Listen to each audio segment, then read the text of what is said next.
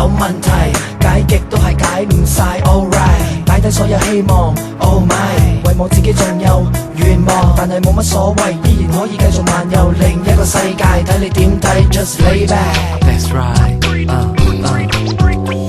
人一世物一世，冇人會想成世困喺自己困擾嘅生活問題，但係現實有幾多對手可以將佢擊敗？失敗又邊個可以重新再嚟？邊個唔想發達兼發圍？唔想捱又有冇咁多優惠？捱極得個吉有冇可能冇乜所謂？通常問題究竟係咪人為？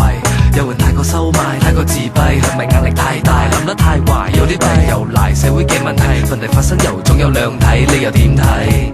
我係無米，暫時未能環遊世界，但係我有音樂，讓我漫遊愉快，唔怕淘汰，唔怕金融海嘯，但係淨係怕你猛咁催我叫我快。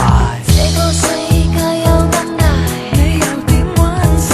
算數快被淘汰，冇人想出界，就一早玩晒吧。當你一波輸晒，再轉換心態，已經慣不慣？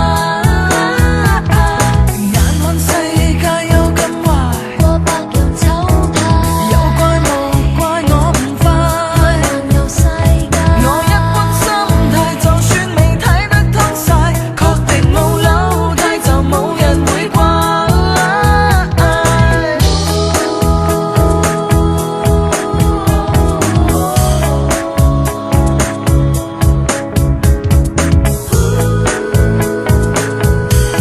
Yeah, MCV, haha, check it out, yeah。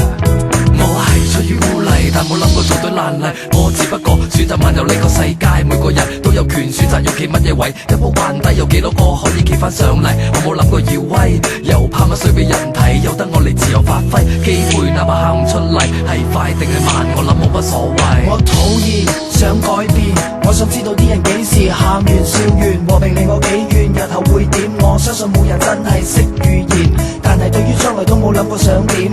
唔好教我做人，理我唔同觀點，唔同世界真係冇乜所謂，漫遊真係幾舒服盞鬼。